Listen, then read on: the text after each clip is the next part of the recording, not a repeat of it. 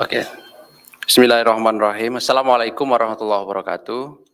Selamat pagi rekan-rekan semuanya. Pagi hari ini kami akan menyampaikan perkembangan dari kegiatan tangkap tangan yang dilakukan KPK di Sumatera Utara, tepatnya di Kabupaten Langkat. Setelah waktu 1 kali 24 jam kegiatan tangkap tangan itu dilakukan, tadi kami telah gelar perkara dan kemudian berkesimpulan atas dari serangkaian kegiatan tangkap tangan ini, dan kemudian kami meningkatkan dari kegiatan penyelidikan tertutup dan kemudian tangkap tangan menjadi proses penyidikan gitu ya. Sehingga tentu setelah waktu 24 jam kami membutuhkan waktu untuk proses administrasi penyidikan, sehingga saat ini kami baru bisa menyampaikan ya pada masyarakat dan teman-teman semuanya dari seluruh proses rangkaian tangkap tangan dimaksud. Hadir pagi hari ini pimpinan KPK Pak Nurul Gufron dan juga Deputi Penindakan Pak Karyoto nanti akan disampaikan terkait dengan pengumuman dan juga penahanan para tersangka yang ditemukan dalam proses permintaan keterangan dan klarifikasi dari pihak-pihak yang diamankan dalam kegiatan tangkap tangan dimaksud. Setelahnya nanti kami akan tunjukkan barang bukti dari kegiatan tersebut. Baik, kami silahkan Pak Nurul Gufron untuk menyampaikan poin-poin dari perkembangan kegiatan tangkap tangan yang dilakukan oleh KPK pada hari Selasa 18 Januari 2022, dan setelahnya nanti kami silahkan teman-teman bisa bertanya lebih lanjut terkait dengan perkara ini. 3 orang penanya kami silahkan setelah seluruh poin-poin ini selesai dibacakan. Kami silahkan, Pak.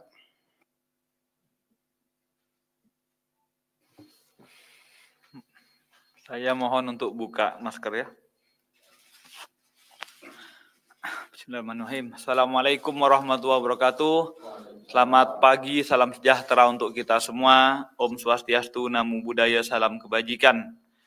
Kami akan mengumumkan dan juga atas penahanan para tersangka dugaan tindak pidana korupsi berupa penerimaan hadiah atau janji oleh penyelenggara negara atau pihak yang mewakili terkait dengan kegiatan pekerjaan pengadaan barang dan jasa tahun anggaran 2020 sampai 2022 di Kabupaten Langkat, Sumatera Utara. Pada hari Kamis 20 Januari 2022 ini, perlu kami sampaikan bahwa KPK telah melakukan kegiatan tangkap tangan atas dugaan tindak pidana korupsi berupa penerimaan hadiah atau janji oleh penyelenggara negara atau yang mewakilinya terkait dengan kegiatan pekerjaan pengadaan barang dan jasa dari tahun anggaran 2020 sampai dengan 2022 di Kabupaten Langkat, Sumatera Utara. Dalam kegiatan tangkap ini, tim KPK telah mengamankan 8 orang pada Selasa, tanggal 18 Januari sekitar jam 20.30 di wilayah Kabupaten Langkat, Sumatera Utara. Pihak-pihak yang diamankan, pertama, Saudara TRP, Bupati Kabupaten Langkat periode 2019-2024. Kedua, Saudara SJ, PLT Kadis PUPR Kabupaten Langkat. Ketiga, Saudara DT, Kabid Bina Marga Dinas PUPR Kabupaten Langkat. Keempat, Saudara SH, Kepala Bagian Pengadaan Barang dan Jasa. Kelima, Saudara MSA, swasta kontraktor. Keenam, Saudara SC, swasta atau kontraktor. Ketujuh, Saudara MR, swasta atau kontraktor. Kedelapan, Saudara IS, swasta atau kontraktor. Kronologis kegiatan tangkap tangan ini yaitu semula sekitar pada hari Selasa 18 Januari 2022 di Kabupaten Langkat, Sumatera Utara, KPK mendapatkan informasi dari masyarakat terkait adanya dugaan penerimaan sejumlah uang oleh penyelenggara negara atau pihak yang mewakilinya, di mana diduga telah ada komunikasi dan kesepakatan sebelumnya yang akan diberikan oleh Saudara MR. Tim KPK segera bergerak dan mengikuti beberapa pihak, diantaranya Saudara MR yang melakukan penarikan sejumlah uang di salah satu bank daerah di Kabupaten Langkat, Sumatera Utara. Sedangkan Saudara MSA, Saudara SC, dan Saudara IS sebagai perwakilan dari Saudara ISK dan TRP menunggu di salah satu kedai kopi. Saudara MR kemudian menemui Saudara MSA, Saudara SC, dan Saudara IS di kedai kopi tersebut dan langsung menyerahkan uang tunai. Tim KPK langsung melakukan penangkapan dan mengamankan Saudara MR, MSA, SC, dan IS berikut uang ke Polres Binjai. Kemudian tim KPK menuju ke rumah kediaman pribadi Saudara TRP untuk mengamankan TRP dan ISK. Namun saat tiba di lokasi, diperoleh informasi bahwa keberadaan TRP dan ISK sudah tidak ada dan diduga sengaja menghindar dari kejaran tim KPK. Selanjutnya tim KPK mendapatkan informasi bahwa Saudara TRP telah datang menyerahkan diri ke Polres Binjai dan sekitar pukul 15.45 WIB dilakukan permintaan keterangan terhadap yang bersangkutan. Para pihak yang ditangkap beserta barang bukti pada saat penangkapan ditangkap dengan sejumlah uang berupa 786 juta rupiah. Kemudian dibawa ke gedung Merah Putih KPK untuk dilakukan pemeriksaan lebih lanjut. Barang bukti tersebut diduga hanya sebagian kecil dari beberapa penerimaan oleh TRP melalui orang-orang kepercayaannya. Setelah pengumpulan berbagai informasi disertai bahan keterangan dilakukan terkait dugaan tindak pidana korupsi dimaksud, KPK kemudian melakukan penyelidikan dan ditemukan adanya bukti permulaan yang cukup. Maka KPK meningkatkan status perkara ini ke tahap penyidikan dengan mengumumkan tersangka sebagai berikut.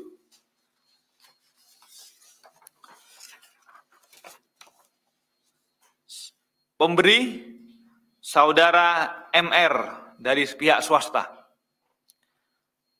Penerima, Saudara TRP, Bupati Kabupaten Langkat periode 2019-2024. Kedua, Saudara ISK, Kepala Desa Balai Kasih. Ketiga, Saudara MSA, swasta kontraktor. 4, Saudara SC, swasta kontraktor. Kelima, Saudara IS, swasta kontraktor.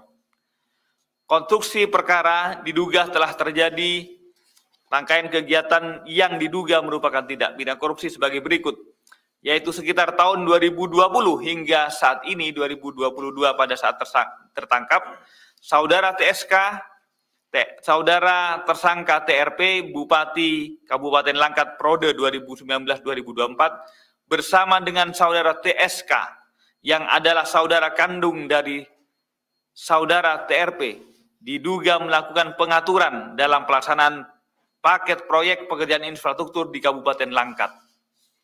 Dalam melakukan pengaturan ini, saudara TRP memerintahkan saudara SJ selaku PLT Kadis PUPR Kabupaten Langkat dan SH selaku Kepala Bagian Pengadaan Barang dan Jasa untuk berkoordinasi aktif dengan saudara saudara ISK sebagai representasi dari saudara TRP dengan pemilihan pihak rekanan mana saja yang akan ditunjuk sebagai pemenang paket-paket pekerjaan proyek di Dinas PUPR dan Dinas Pendidikan.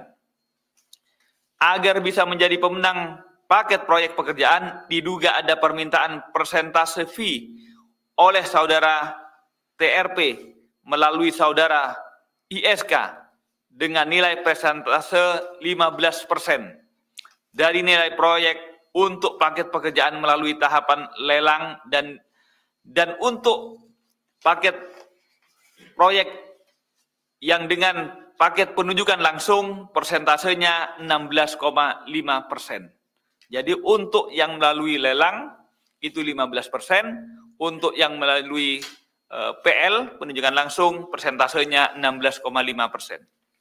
Selanjutnya, salah satu rekanan yang dipilih dan dimenangkan untuk mengerjakan proyek pada dua dinas tersebut adalah saudara MR dengan menggunakan beberapa bendera perusahaan dan untuk total nilai paket proyek yang dikerjakan sebesar 4,3 miliar.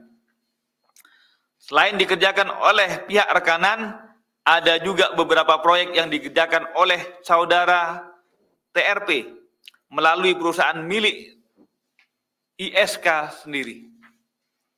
Pemberian fee oleh saudara tersangka MR diduga dilakukan secara tunai dengan jumlah sekitar 786 juta yang diterima melalui perantara tersangka MSA, tersangka SC, dan tersangka IS untuk kemudian diberikan kepada tersangka ISK dan diteruskan lagi kepada saudara tersangka TRP.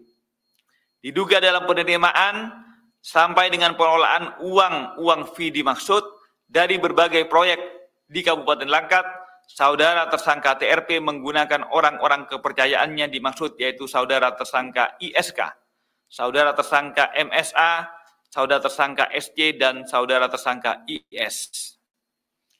Diduga pula ada banyak penerimaan lain yang oleh saudara tersangka TRP melalui saudara tersangka IS dari berbagai rekanan dan hal ini masih dalam proses pendalaman oleh tim penyidik KPK.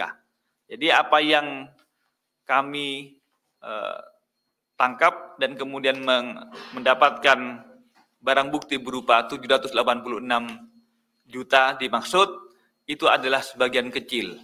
Karena paket-paketnya masih ada beberapa yang lain dari saudara tersangka pemberi yang baru kami tangkap ini. Dimungkinkan polanya akan sama. Atas perbuatannya tersebut, para tersangka disangkakan melanggar pasal pertama, saudara tersangka MR selaku pemberi, ini baru satu pemberi ya, disangkakan melanggar pasal 5 ayat 1 huruf A atau pasal 5 ayat 1 huruf B atau pasal 13 Undang-Undang Republik Indonesia nomor 31 tahun 99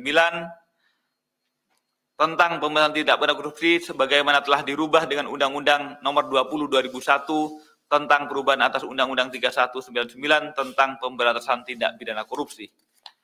Itu dari pemberi. Kedua, tersangka TRP, ISK, MSA, SC, dan IS selaku penerima disangkakan melanggar pasal 12 huruf A atau pasal 12 huruf B atau pasal 11 Undang-Undang 3199 Jungto 20 2001 tentang perubahan atas Undang-Undang 3199 tentang pemberantasan tindak pidana korupsi, Jungto pasal 55 ayat 1 ke 1 KUHP, Jungto pasal 65 ayat 1 KUHP.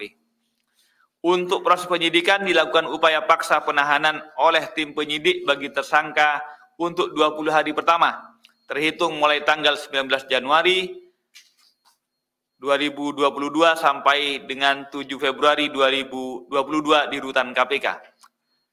Pertama, saudara TRP ditahan di rutan KPK pada Pomdam Jaya Guntur. Kedua, saudara SC ditahan di rutan KPK pada Pomdam Jaya Guntur.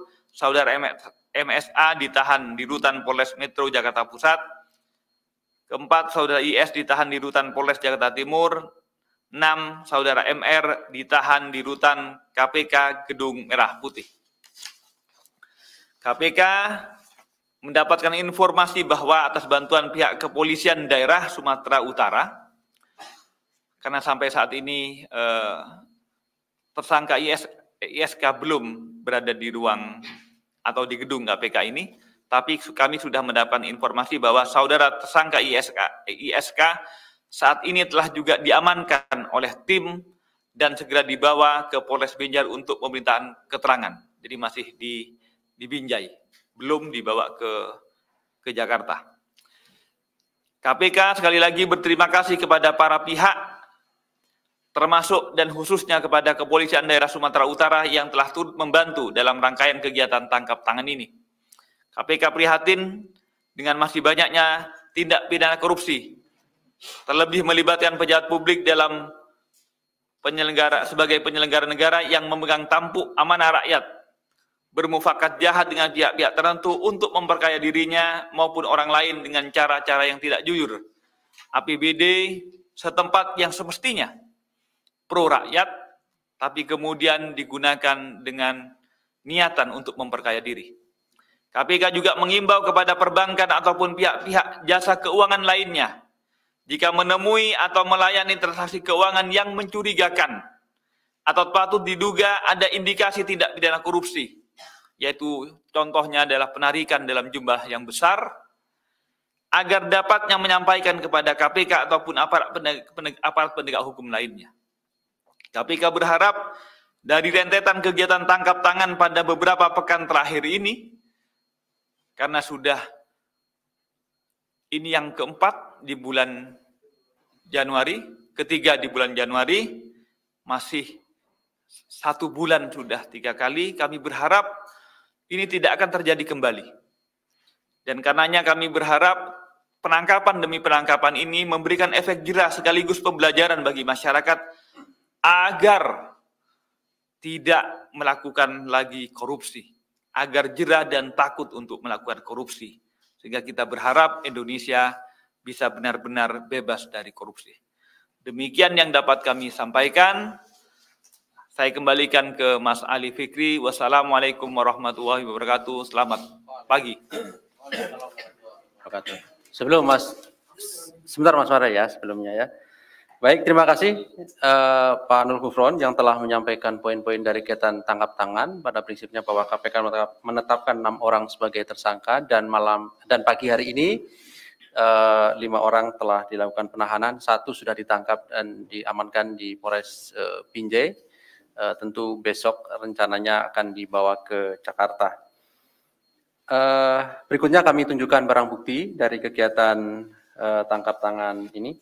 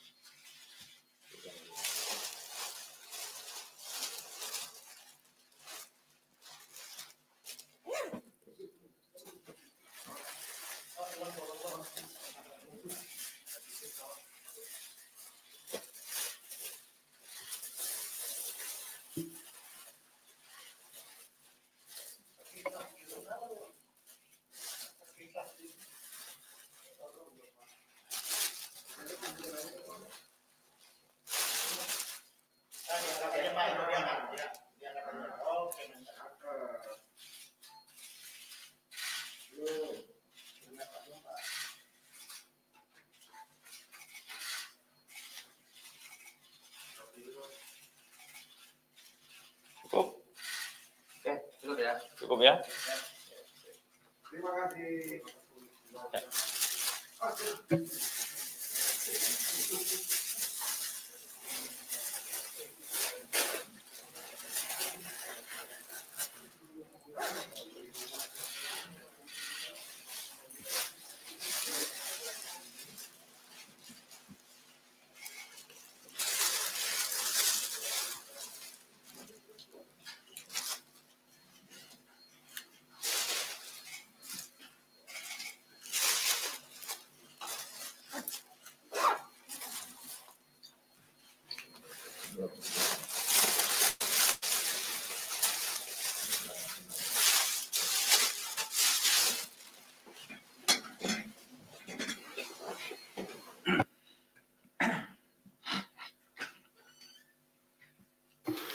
Baik, berikutnya silakan.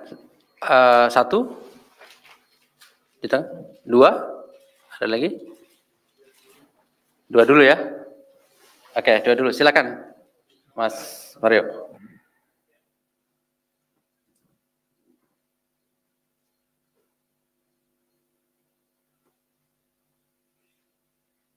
Yes. Ya, terima kasih. Selamat dini hari, Pak Gufron, Pak Deputi, Pak Mas Ali. Yang saya mau tanyakan nih pertama, ini ada hal yang menarik. Selama ini KPK melakukan koordinasi dengan aparat penegak hukum, baru kali ini kayaknya informasi ada sedikit kebocoran. Apakah KPK, kalau saja ini Bupati nggak nyerahin diri gimana? Bisa jadi Harun Masiku kesekian. Apakah itu dibutuhkan koordinasi kemudian untuk mencari dari mana kebocoran sehingga ketika nyampe ke rumahnya si terbit tenggelam ini dia udah nggak ada. Ini baru pertama dari serangkaian operasi dan koordinasi itu baru di Polsek ini terjadi seperti itu. Kedua, ini tadi Pak Gufron menyatakan bahwa ini bagian terkecil dari barang bukti. Dan kemudian di sini ada Kepala Dinas PUPR, Bina Marga, dan ada pendidikan. Itu uang 780 dari proyek yang mana? Apakah itu dari pendidikan atau dari PUPR? Dan yang menariknya lagi kemudian, kalau ini berlangsung dari tahun hampir 2 tahun dikatakan tadi, ini cukup menarik kalau dikonversi dengan harta kekayaan Pak beliau ini. Artinya bos di belakang ini termasuk 10 besar orang bupati yang cukup dianggap kaya. Apakah akan dilakukan aset tracing terhadap aset-aset beliau yang diduga mungkin KPK memiliki bukti-bukti? Ini ada semacam, ya ini kan dia main bersaudara lah dengan abangnya atau siapanya. Dan lingkatan lingkaran itu saja atau memang ada saudaranya misalkan di luar sana, misalkan di DPRD-nya ada kongsi. Nggak mungkin hanya eksekutif saja saya rasa untuk hal-hal yang ini kan modusnya sangat ya model lama lah. Ini kan triknya cuma gitu. Tapi bagaimana indikasi ke depannya itu KPK apakah sudah ada bukti untuk mendalami keterlibatan legislatif misalnya? Ya 3 pertanyaan itu Pak Gufron, Pak Deputi. Terima kasih. Terima kasih Mas Mario. Sebelah kiri saya, silakan Mas sebutkan.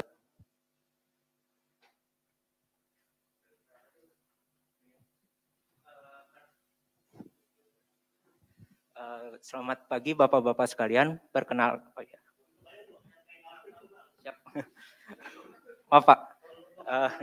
Perkenalkan saya Muhammad Aulia dari berita1.com. Ingin menanyakan satu hal saja Pak. Terkait dengan gencar OTT di awal tahun ini, apakah ada kaitannya dengan gara-gara penyadapan yang sudah tidak perlu lagi izin dari Dewan Pengawas ya Pak? Kurang lebih itu Pak. Terima kasih. Terakhir, jika ada, cukup ya? Oke Mas Andra, silakan. Ini Mas, kan dari kemarin nangkapnya Golkar, dari kemarin juga KPK juga udah dituding bahwa sedang mengincar Golkar. Nah yang sekarang Golkar lagi nih, apakah KPK punya bantahan tentang tudingan itu gitu untuk yang sekarang? Baik, terima kasih Mas Chandra, 3 orang penanya. Saya kira udah cukup ya.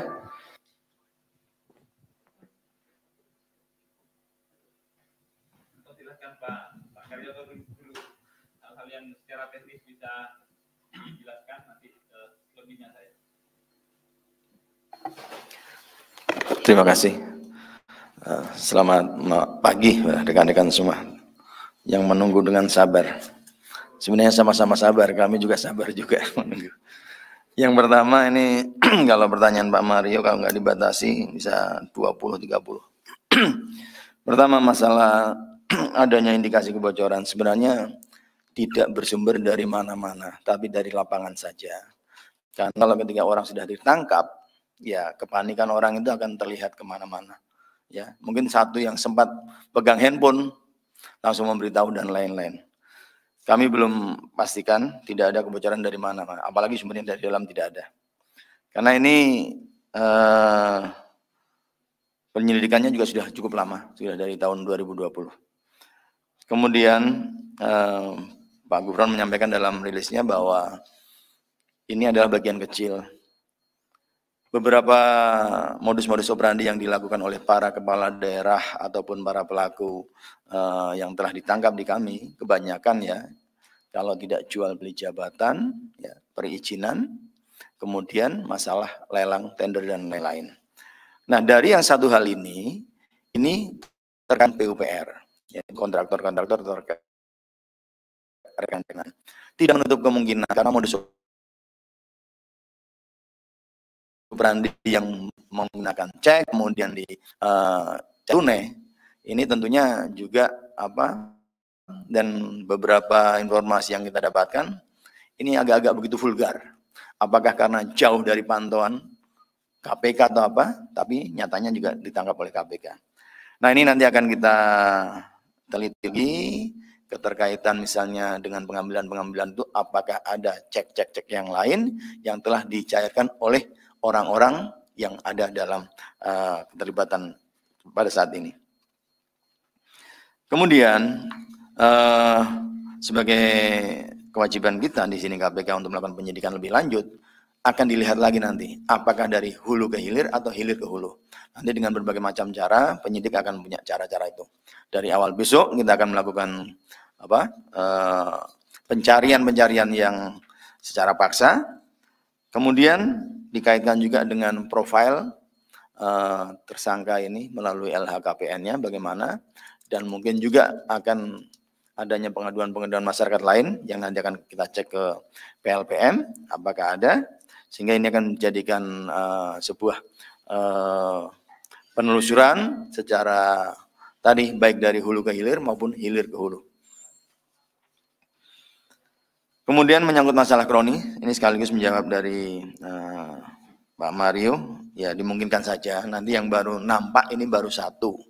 Kita akan kelihatan apakah nanti besok apakah dari berbagai macam modus operandi, jatah-jatah proyek-proyek apakah ada, tentunya akan kita gali dari kesaksian maupun beberapa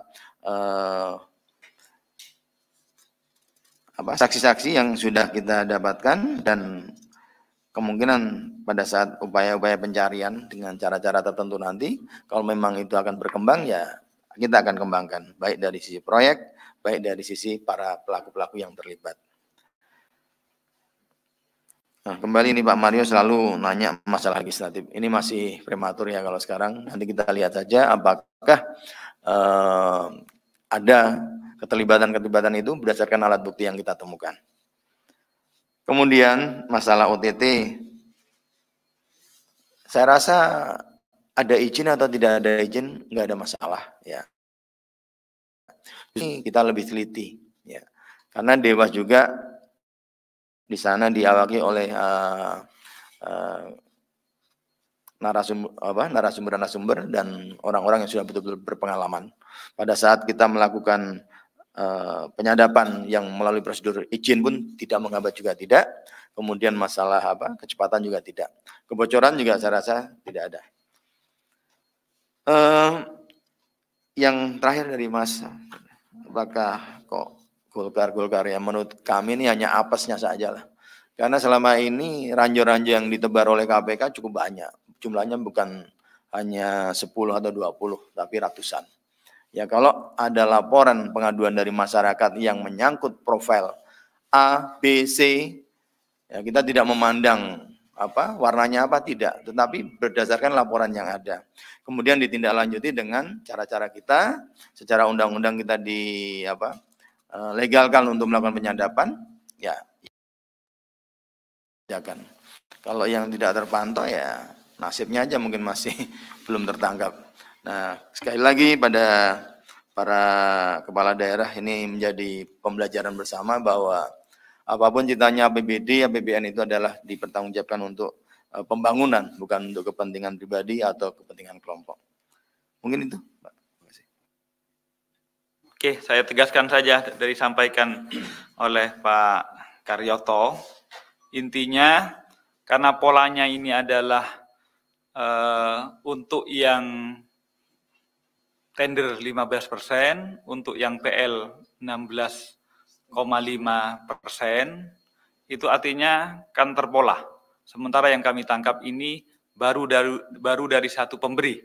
Asumsinya dari pemenang proyek-proyek yang lain memiliki pola yang sama. Untuk itu, sebagaimana disampaikan, mungkin ini akan terus dikembangkan, baik yang horizontal sesama maupun yang kemudian vertikal kepada atas-atasnya. Anda nanti bisa terjemahkan sendiri nanti sesuai dengan proses pengembangan pemeriksaan di penyidikannya. Itu pertama. Yang kedua, sekali lagi juga bahwa KPK tidak merasa terhambat ketika masih prosedurnya menggunakan izin. Dan kemudian sekarang tanpa izin hanya menggunakan pemberitahuan juga tetap sama saja. Kok kemudian Pak, seakan-akan sekarang baru banyak hasilnya? Ya karena momennya saja. Karena kemarin masih COVID, proyek-proyek masih relatif terfokus pada refocusing pada kesehatan, sehingga yang banyak hanya kesehatan saja, alkes dan lain-lain. Sekarang sudah mulai ada kondisi perbaikan sehingga proyek-proyek mulai hidup lagi, sehingga semakin banyak yang katanya Pak Karyoto tadi mendapatkan tangkap tangannya. Itu tentang pengaruh izin atau tidak izin. Yang terakhir, sekali lagi kami hanya menegaskan bahwa KPK itu menangkap setiap warga negara yang karena keadaannya berdasarkan alat bukti yang cukup patut diduga sedang atau sesaat setelah melakukan tindak pidana korupsi. Jadi kami bukan mengejar warna ataupun kemudian menghindari warna. Warnanya kuning, warnanya merah, warnanya hijau ataupun yang lain biru. Kalau tidak memenuhi alat bukti, kami tidak akan mungkin menangkapnya. Sebaliknya, warnanya tidak warna tertentu, tapi kalau memenuhi alat bukti, tentu kami akan melakukan proses hukum. Begitu. Jadi di hadapan kami tidak ada warna, di hadapan KPK semuanya adalah berdasarkan syarat dan ketentuan, dan tentu kami akan melakukan prosedurnya berdasarkan ketentuan peraturan perundang-undangan. Di hadapan kami adalah sama. Terima kasih. Terima kasih. Cukup ya? Baik, saya kira cukup ya teman-teman semuanya terkait dengan perkara ini. Saya kira cukup Mas Mario terkait perkara ini. Kita masih ada agenda lain nanti. Terima kasih atas kehadiran dari rekan-rekan semuanya. Terima kasih kehadiran Pak Nur Gufron, Pak Karyoto pada pagi hari ini. Kami tutup. Assalamualaikum warahmatullahi wabarakatuh.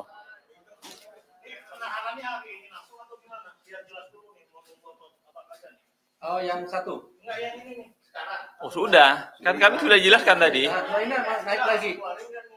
Oh, nanti. Kelihatannya